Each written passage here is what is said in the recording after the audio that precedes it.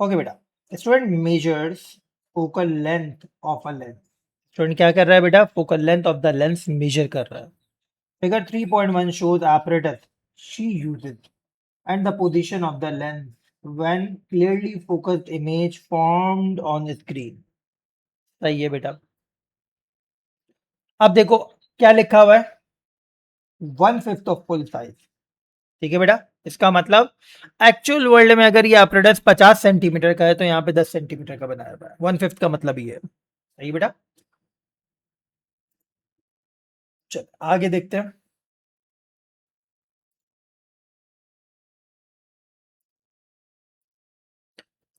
Figure 3.1 shows the apparatus and the position of the lens and when the focused image is formed on the screen। सही है बेटा।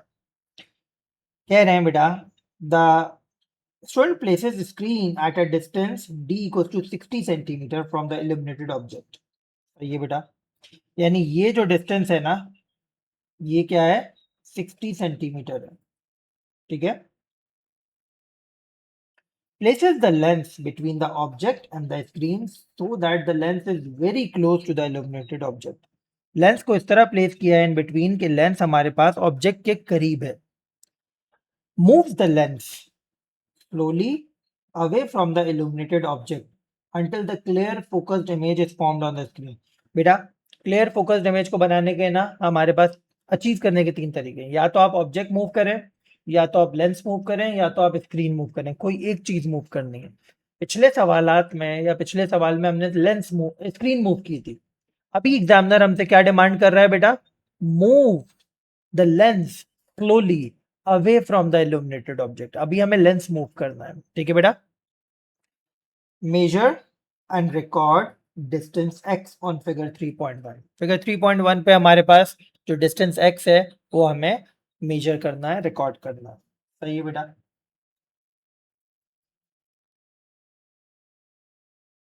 ये आ गया हमारा ruler और डिस्टेंस x हमारे पास मेजर होके आ रहा है 4.8, एग्जैक्टली 4.8। अगेन मेजरमेंट है, आपकी मेजरमेंट मेरी मेजरमेंट में थोड़ी सी कम आएगी because of all the things I just mention कि स्पाइरल बाइंडिंग होती है, फुटर होता है, जिसकी वजह से प्रिंटेबल एरिया थोड़ा सा श्रिंक होता है। सही बेटा। तो 4.8 सेंटीमीटर हमें नीचे मार्क कर देना है।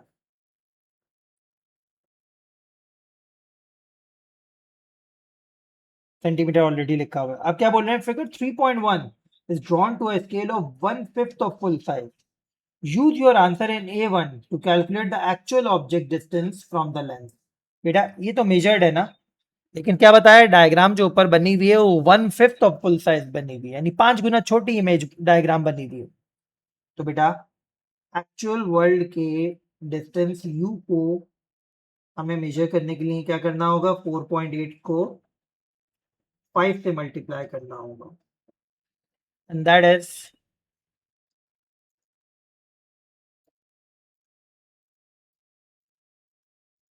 24 आ जाएगा। और मैंने आपको पहले भी बताया है, फिर बता रहा हूं, रूलर की मेजर्ड वैल्यू को 1 डेसिमल प्लेस पे लिखा करें। ठीक है बेटा। क्यों? ऐसा क्यों? क्योंकि रूलर जब आप मेजर यूज कर रहे होते हो तो आप 1 डेसिमल प्लेस तक ही एक एक्यूरेट जवाब दे सकते हो। ठीक है। 10.5 सेंटीमीटर, 10.1 सेंटीमीटर। सही है। 1 डेसिमल प्लेस की वैल्यू पे लिखना होता है रूलर की मेजर्ड वैल्यू को। ठीक है बेटा। जैसे ऊपर भी हमने 1 सेंटीमीटर 1 डेसिमल प्लेस पे लिखा है, यहाँ पे 1 डेसिमल प्लेस पे लिखा। अच्छा जी। Deduce image distance v, the distance from the lens to the screen when a clear image is seen। बेटा मुझे क्या बताया गया था? d की वैल्यू है 60 सेंटीमीटर। सही है बेटा। अब 60 सेंटीमीटर से अगर ये 24 सेंटीमीटर है x, तो बेटा y किसके बराबर हो जाएगा? Which is the image distance. तो v हो जाएगा 60 minus 24, and how much will that be? 36। Again ruler की वैल्यू है तो मैंने 1 डेसिमल प्लेस पे इसको मेंशन कर दिया। ठीक है बेटा। तो 4.8 हमने मेजर किया, एक्चुअल वर्ल्ड में 5 गुना बड़ी इमेज है तो 5 गुना बड़ा किया। ठीक है बेटा। एंड देन हम लोगों ने total distance from the lens and from the object and the screen 60 centimetre था, उसमें से ऑब्जेक्ट और लेंस का डिस्टेंस माइनस कर दिया, तो लेंस और स्क्रीन तक का डिस्टेंस आपको मिल गया 36 सेंटीमीटर।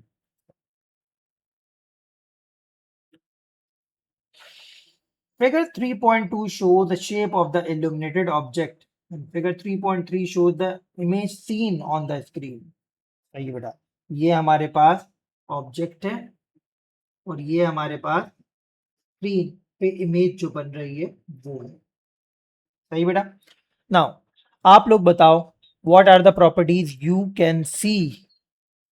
दो डिफरेंसेस बताओ between illuminated object and image on the screen. बेटा इमेज रियल है, सही है, क्योंकि इन्वर्टेड बन रही है, सही है। लेटरली इन्वर्टेड भी है, सही है, परफेक्ट। एनलार्ज्ड है, सही है। इमेज इज इन्वर्टेड है, सही है। एनलार्ज है, रियल है, परफेक्ट परफेक्ट। वैसे इसने सिर्फ और सिर्फ इमेज के बारे में नहीं बोला, तो will not move towards the discussion that is real. हमें जो डिफरेंस दिख रहा है वो बताएंगे, ठीक है बेटा। पहला, इमेज इज अपसाइड डाउन, ये अपसाइड डाउन का दूसरा सिनोनिम क्या होता है, inverted, as compared to object. दूसरा, इमेज इज enlarged या magnified as compared to object। सही बेटा। ये भी कह सकते हो इमेज इज लिटरली इन्वर्टेड, देख रहे हो एक्स एक्सिस पे उल्टी हुई हुई है, ठीक है, ये वाला पार्ट यूं है और ये वाला पार्ट हमारे पास यूं आ रहा है, तो इन्वर्टेड भी है, लिटरली इन्वर्टेड भी है, ठीक है। वर्टिकल एक्सिस पे भी उल्टी हुई हुई है, एक्स एक्सिस पे भी उल्टी हुई हुई है। चलो, okay, student move the screen away from the illuminated object। Repeat the process for the value of d 70 centimetre, 80 centimetre, 90 centimetre, 100 centimetre. Student ने क्या किया बेटा, स्क्रीन को ऑब्जेक्ट से दूर कर दिया और एक्सपेरिमेंट को रिपीट किया व्हेन स्क्रीन और ऑब्जेक्ट के दरमियान 70 सेंटीमीटर है, when screen and object has a distance of 80 centimetre, when 90 centimetre, when 100 centimetre. 5 मरतबा, 4 मरतबा एक्सपेरिमेंट रिपीट किया, ठीक है बेटा। Table 3.1 shows the values recorded. Table 3.1 में वैल्यूज दिखाई दे रही हैं जो हमारे पास रिकॉर्ड हुई है, ठीक है बेटा। Add your values of u and v from a2 and a3। बेटा u कितना आया था, 24 सेंटीमीटर, ठीक है, और v कितना आया था हमारे पास, 36 सेंटीमीटर। टेबल 3.1 में अपनी ये वैल्यूज रिकॉर्ड कर दो, 24, 36, ठीक है बेटा। Complete table 3.1, calculating value of u multiply v for each value of d, give your answer to 3 significant figures। सही है बेटा। तो आप देख रहे हैं छोटे छोटे चंक्स ऑफ इंस्ट्रक्शंस मैं पढ़ रहा हूँ और उनको फुलफिल कर रहा हूँ। तो क्या बोल रहे हैं बेटा, u मल्टीप्लाई v निकालें हर एक वैल्यू ऑफ d के लिए और अपना आंसर 3 सिग्निफिकेंट फिगर पे रिकॉर्ड करें। चले, 24 मल्टीप्लाई बाय 36, 864 आ रहा है। देन 21 मल्टीप्लाई बाय 49, 1029 आ रहा है, 1030, 3 सिग्निफिकेंट फिगर पे कर दिया मैंने। देन 19.5 मल्टीप्लाई बाय 60.5, 1179 आ रहा है, तो ये 1180 3 सिग्निफिकेंट फिगर पे हो गया। देन 18.6 मल्टीप्लाई बाय 71.4, 1328 आ रहा है, तो ये 1330 3 सिग्निफिकेंट फिगर पे हो गया। 17.8 मल्टीप्लाई बाय 82 0.2। बेटा ये आ रहा है हमारे पास 1463, 1460। तो हमने पूरा का पूरा डेटा 3 सिग्निफिकेंट फिगर्स पे रिकॉर्ड कर दिया। सही बेटा, और इसके हमें 2 मार्क्स मिले। यूज द ग्रिड, क्या कह रहे हैं, on the grid provided on page figure 3.4 plot a graph of u multiply by v slash centimetre square on y axis. क्या बोल रहे हैं बेटा, u multiply by v slash centimetre square y axis पे प्लॉट करो, again d slash centimetre on x axis. सही है बेटा। तो जितने भी ग्राफ के सवाल होते हैं ना, उन ग्राफ के सवालात में हमारे पास 4 मार्क की डिस्कशन होती है। पहला मार्क क्या होता है बेटा हमारे पास, लेबल दी एक्सिस। हमें एक्सेस लेबल करने होता है, और एक्सेस लेबल का एग्जामिनर खुद बताता है आपको। जैसे बता रहा है बेटा यहाँ पे देखो, u multiply v slash centimetre square y axis पे and d slash centimetre x axis पे। तो देखिए मैं क्या कर रहा हूँ, u multiply v slash centimetre square y axis पे and d slash centimetre x axis पे। मुझे 1 मार्क मिल गया। ठीक है बेटा, यहाँ पे हमारे पास टोटल 4 मार्क्स हैं ग्राफ के, जिनमें से मुझे 1 मार्क मिल गया, मैंने जस्ट एक्सेस लेबल की है। ठीक है बेटा, आगे क्या कह रहे हैं, you do not need to start your axes from origin. बेटा इसका मतलब होता है आप अपने एक्सेस को ओरिजिन से शुरू नहीं करिएगा। इसका मतलब ये हरगिज नहीं है कि आपका ग्राफ फ्रॉम द ओरिजिन शुरू नहीं होगा या होगा। सही बेटा, एक्सेस का मतलब स्केल। ठीक है, जो अभी मैं बनाना सिखाऊंगा। तो बेटा हमने डी वर्सेस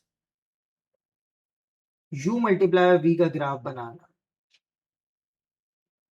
हम टेकिंग स्क्रीनशॉट ताकि मुझे बार बार वैल्यूज को देखने के लिए ऊपर नीचे मूव ना करना पड़े। And here I am pasting the table. सही है बेटा। अच्छा, अब दूसरा मार्क सुनो। दूसरा मार्क हमारे पास होता है बेटा यूनिफॉर्म स्केल का। ठीक है बेटा, दूसरा मार्क होता है यूनिफॉर्म स्केल का। अब यूनिफॉर्म स्केल हम कैसे अचीव करेंगे बेटा, देखो d 60 से 100 पे जा रहा है, और उसने बोला है हमें अपना एक्सेस ओरिजिन से शुरू करने की जरूरत नहीं है, तो मैं 60 से ही शुरू करूंगा। तो d 60 से 100 जा रहा है, तो कितने बॉक्सेस हैं, 1 2 3 4 5 6 7 8 बॉक्सेस हैं। ओके, तो बेटा अगर ये हमारे पास 60 है, 70 80 90 100, सी हमने 2 बड़े बॉक्सेस 10 सेंटीमीटर के बराबर कर दिए, एंड दैट इज हाउ हमारे पास परफेक्टली फिट इन हो गई वैल्यूज 60 70 80 90 100। सही बेटा, ये परफेक्ट है। इससे आप कम भी कर सकते थे, आप बोलते कि सर मैं यहाँ पे 70 कर देता, यहाँ 80 कर देता, यहाँ 90, यहाँ 100। फिर इतना जो ग्राफ है ना ये जाया हो जाता। एग्जामिनर बोलता है मैक्सिमम आप अपने ग्राफ के ग्रिड को यूटिलाइज करें। ठीक है बेटा, दैट इज वाई मैंने अपनी मर्जी से ये स्केल चूज किया। while you are choosing the scale do not go with the odd values। ठीक है, जैसे यहाँ पे मैं 55 कर देता, 65 कर देता, 75 कर देता, ये ऑड वैल्यूज की तरफ नहीं जाइएगा। इवन वैल्यूज पे आप अपना स्केल जो है ना वो प्लान किया गया। नाउ बेटा अब दूसरा क्या है, 864 से 1460। 864 से 1460, तो अगर मैं यहाँ पे 860 कर देता हूँ, देन 960, 1060, नहीं इसको अगर 860 960 1060 1160 1260 1360 1460। Perfect, perfect. यहाँ पे भी 2 बॉक्सेस हम लोग लेके जा रहे हैं और 100 सेंटीमीटर के बराबर। ये देखिए बेटा 860 960 1060 1160 1260 1360 एंड 1460। परफेक्ट स्केल हम लोगों का यहाँ पे प्लान हो गया। And that's what you call uniform scale. एक मरतबा मैं आपको जूम करके दिखा रहा हूं, एक्स एक्सेस का यूनिफॉर्म स्केल देखो, हर एक डिवीजन इक्विडिस्टेंट है, दो दो बॉक्सेस का फासला है, 60 से 70 के दरमियान, 70 से 80 के दरमियान, 80 से 90 के दरमियान, 90 से 100 के दरमियान। इसी तरह 860 से 960 के दरमियान दो दो बॉक्सेस का फासला है। ठीक है, हर एक में दो दो बॉक्सेस का फासला है। That's what you call the perfect uniform scale. हमें दूसरा मार्क भी मिल गया। तीसरा मार्क हमारे पास किस चीज का है बेटा? पॉइंट्स को प्लॉट करने का। Points plotting. एंड बेटा पॉइंट्स को प्लॉट करने के दो ही तरीके हैं। एक तो ये तरीका है कि आप पॉइंट को प्लॉट करके उसकी ग्रिड सर्किल बनाएं, और एक तरीका है आप उसको क्रॉस से मार्क करें। ठीक है बेटा, यही दो तरीके हैं, इनके अलावा और कोई तरीका नहीं है, और ना ही एग्जामिनर एक्सेप्ट करता है इन दो तरीकों के अलावा कोई तरीका। ठीक है बेटा, कोई मतलब गुंजाइश ही नहीं है कि एक बच्चा बोले सर इसके अलावा मैं कुछ करूं, नहीं, एग्जामिनर ने ये दो तरीके बता दिए तो अपनी अपनी ना चलाओ, एग्जामिनर की बात सुनो। सही बेटा, चलो अब बेटा मैं आपको एक टिप बता रहा हूं जो कि लाइफ सेविंग टिप हो सकती है आपकी पेपर के पॉइंट ऑफ व्यू से। बेटा I don't want you to कि आप अपने एक्स एक्सिस की वैल्यू देख रहे हो, फिर वाई एक्सिस की वैल्यू देख रहे हो, आपको मैं कंफ्यूजन में नहीं डालना चाहता। मैं चाहता हूं कि आप डिवीजन ऑफ लेबर से काम लें, डिवाइड एंड रूल से काम लें। सही बेटा, फॉर दैट मैं बोलता हूं एक एक्सिस की जिम्मेदारी दे दो रूलर को। ठीक है, whenever you will be having your ATP 19th of May को है शायद, take 30 centimetre transparent ruler with you. सही है बेटा, और रूलर को एक एक्सिस की जिम्मेदारी पे छोड़ दो। जैसे मैं यहाँ पे आसान एक्सिस जो है ना उसको एक्सिस रूलर की जिम्मेदारी पे छोड़ रहा हूँ। ठीक है बेटा, अब देखो पहली वैल्यू क्या है हमारे पास? पहली वैल्यू है हमारे पास ये 60, 864। सही है बेटा, तो देखो मैंने अपने रूलर को फिक्स कर दिया 60 पे। देख रहे हो, ये रूलर 60 पे फिक्स हो गया। अब मुझे एक्स एक्सिस की टेंशन ही नहीं है। ठीक है, मैं वाई एक्सिस पे सिर्फ और सिर्फ फोकस करूंगा। ठीक है बेटा, नाउ 864 किधर आएगा ये देख लेते हैं बेटा। ये है हमारे पास क्या? 870, 880, 890, 900। सही है बेटा, इसका मतलब ये 865 है। ये वाला पॉइंट जो है ना, अगर ये 870 है तो ये 865 है, तो 865 864 के करीब होगा। यानी मैं मार्क कर रहा हूं हमारे पास ये वाला पॉइंट। ठीक है, that is our first point 60 comma 864। आप 865 पे मार्क कर सकते हैं, this will not make that much difference. सही बेटा, चले अब दूसरा पॉइंट हमारे पास क्या है बेटा? दूसरा पॉइंट है 70 एंड 1030।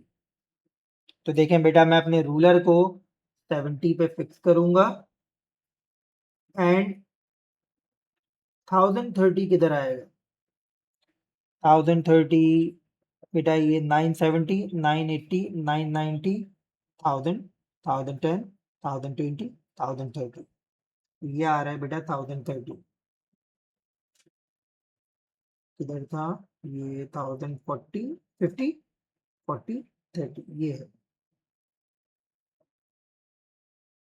एक मरतबा क्रॉस चेक कर लो, 1050, 1040, 1060। सही है बेटा, एंड हमारे पास दूसरा पॉइंट आ गया ये। मैंने एक्स एक्सिस पे रूलर को ऑलरेडी फिक्स कर दिया था। This is my second point. सही बेटा, देख रहे हो कितना flawless. When you are not worried about X axis, आप सिर्फ वाई एक्सिस पे फोकस कर रहे हो, काम आसान हो गया। चलो नेक्स्ट, 80 पे 1180, 80 पे 1180, 1180, तो 1180 आएगा यहाँ पे, यहाँ 1180। ठीक है बेटा, 1160, 1170, 1180।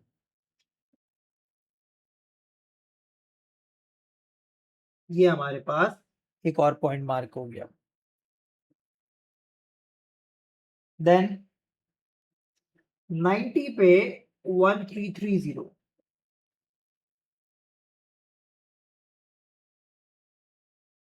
90 पे 1330, तो 1330 किधर आएगा बेटा? 1350,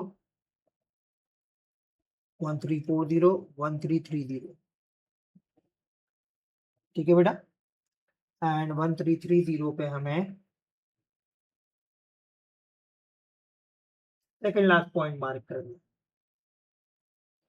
finally we have the last point 100 पे 1460, तो 100 हमारा सबसे कॉर्नर वाला पॉइंट है, ये वाला, एंड 1460 भी हमारा सबसे कॉर्नर वाला पॉइंट है, यानी हमारा ये वाला पॉइंट है लास्ट।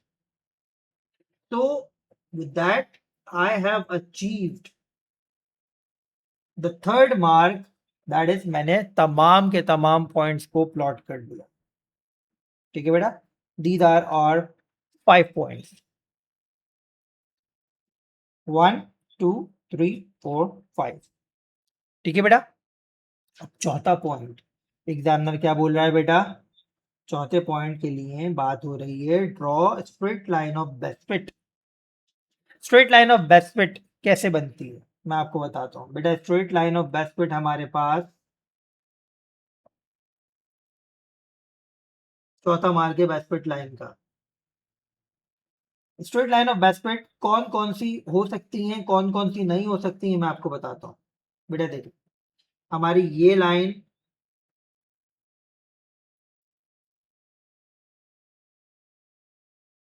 एक मिनट,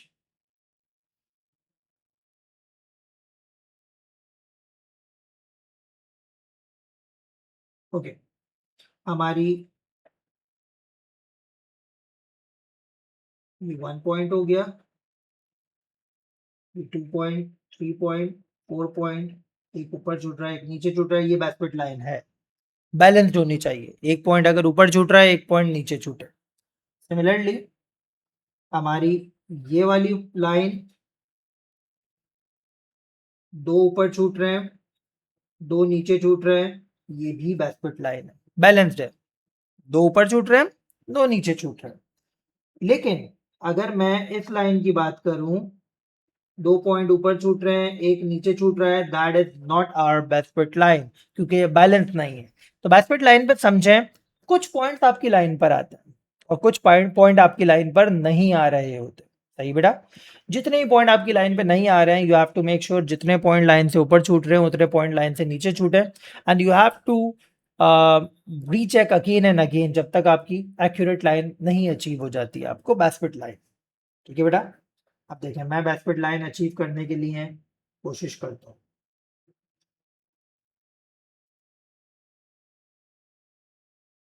तो मैं एक लाइन बनाता हूँ एंड आई विल चेक कि ये बेस्ट फिट लाइन की डोमेन में फुलफिल हो रही है कि नहीं। अब जैसे देखो ये वाली फुलफिल नहीं हो रही, क्यों? एक पॉइंट आ रहा है ऊपर वाला लाइन पर, देखो एक ऊपर छूट रहा है दो ऊपर छूट रहे हैं तीन नीचे छूट रहे हैं, और ये वाला पॉइंट लाइन पर आ रहा है, यानी दो पॉइंट लाइन पर आ रहे हैं तीन ऊपर छूट रहे हैं नीचे कुछ नहीं छूट रहा, that is not a correct best fit line, ठीक है बेटा। हमें चेंजिंग करना पड़ेगी। फिर मैं देखता हूं कि अगर मैं लाइन को इस तरह लेकर चलूं,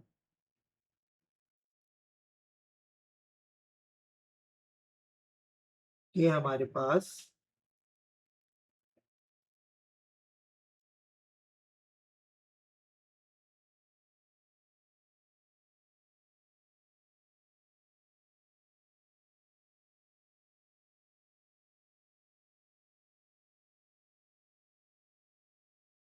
that is close to acceptable, सही बेटा। ये देखो हमारे पास ये वाला पॉइंट आ रहा है लाइन पे, ये वाला पॉइंट लाइन पर आ रहा है, ये वाला पॉइंट लाइन पर आ रहा है, तीन पॉइंट लाइन पर आ रहे हैं। ये देखो लाइन से नीचे छूट रहा है और ये वाला लाइन से ऊपर छूट रहा है, ठीक है बेटा। That is a perfect balance best fit line.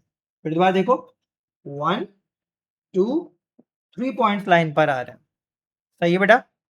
ये वाला पॉइंट हमारे पास लाइन से ऊपर छूट रहा है एंड ये वाला पॉइंट हमारे पास लाइन से, अगर मैं लाइन को एक्सटेंड कर दूं, ये देखो लाइन से नीचे छूट रहा है, that is our best fit line.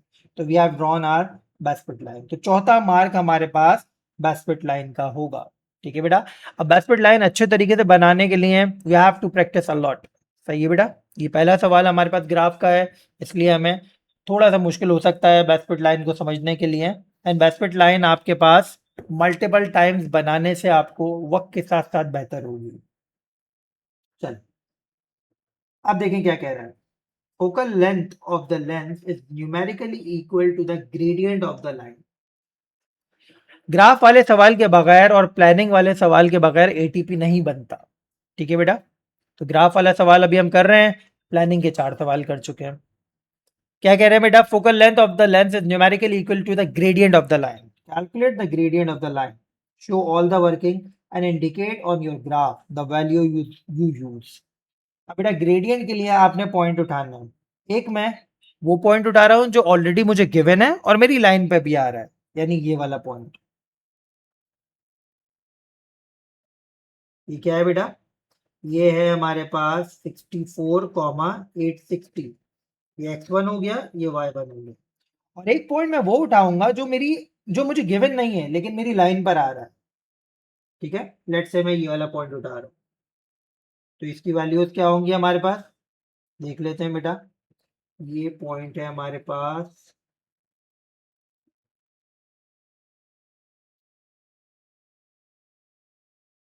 क्या होगा ये? 91, 92, 93, 94, 95, 96, 97, 97। सही है।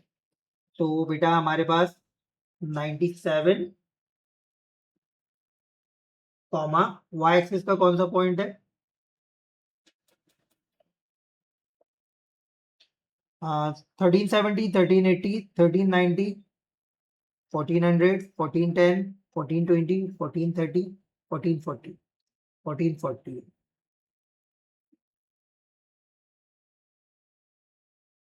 x2 y2। तो इस तरह आपने अपने ग्राफ पे जो पॉइंट आपने ग्रेडियंट के लिए चूज किए हैं उन्हें मार्क करना है। सही बेटा।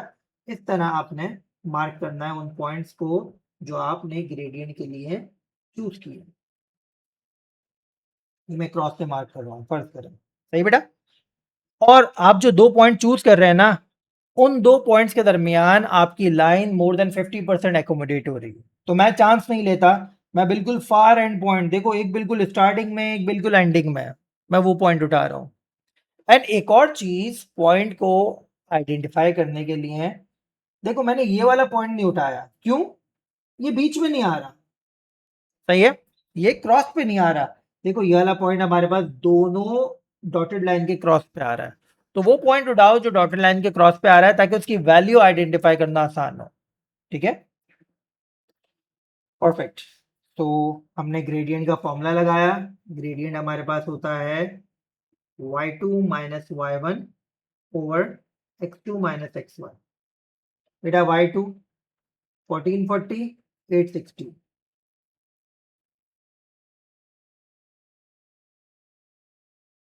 x2 minus x1 97, 64।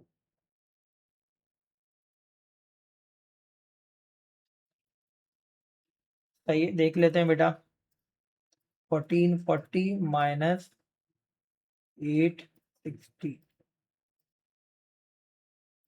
97 minus 64। Answer हमारा है 17.57।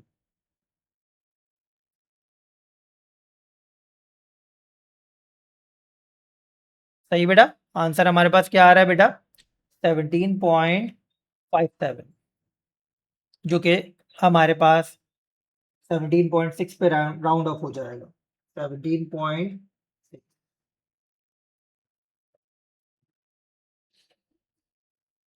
ठीक है बेटा। तो ये हम लोगों ने ग्रेडियंट कैलकुलेट कर लिया। अब last limit of experimental accuracy का सवाल। Lens manufacturer state that the focal length of the lens is 1.15 centimetre plus minus 10%।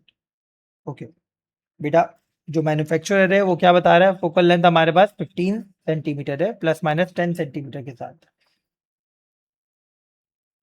सही है।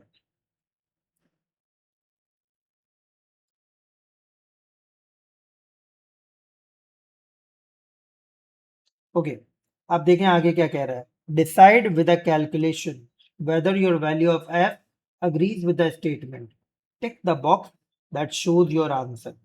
ओके बेटा, लिमिट ऑफ एक्सपेरिमेंटल एक्यूरेसी के सवाल वो होते हैं जो बताते हैं कि भाई आप दो चीजों को कंपेयर करो, अगर इन दोनों चीजों में 10% का फर्क आ रहा है that mean they are equal, अगर नहीं है तो दे आर नॉट इक्वल। ठीक है बेटा, तो हमारे पास वैल्यू ऑफ एफ हमने ये मेजर की है, कैलकुलेट की है और ये गिवन है। सही बेटा, तो इस सवाल को करने का तरीकेकार क्या है बेटा, सबसे पहले आप निकालो डिफरेंस। डिफरेंस क्या आएगा, 15 माइनस 17.6 माइनस 15, 2.6 सेंटीमीटर।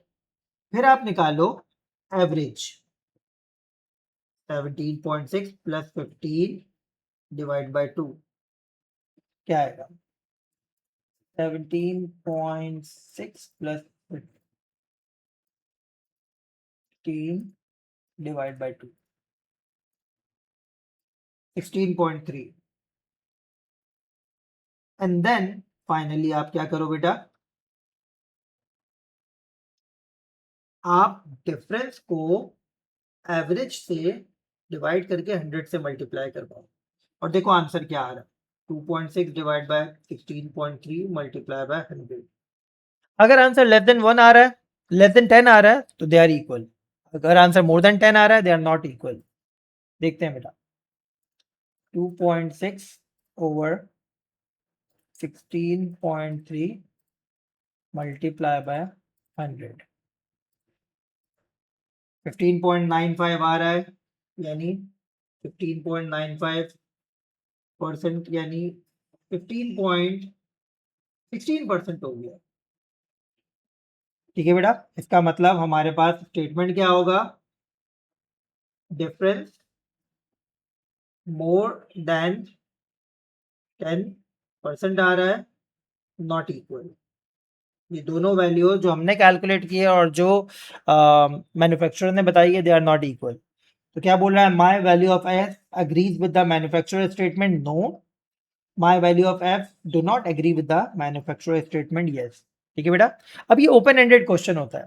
ठीक है, हो सकता है आपने ग्राफ ऐसा बनाया कि आपके पॉइंट्स की बिना पर आपने बेस्पेट लाइन ऐसी बनाई कि उसका ग्रेडियंट लेस देन 10% पे आ रहा है, तो आप बोलोगे yes my values agree with the manufacturer statement.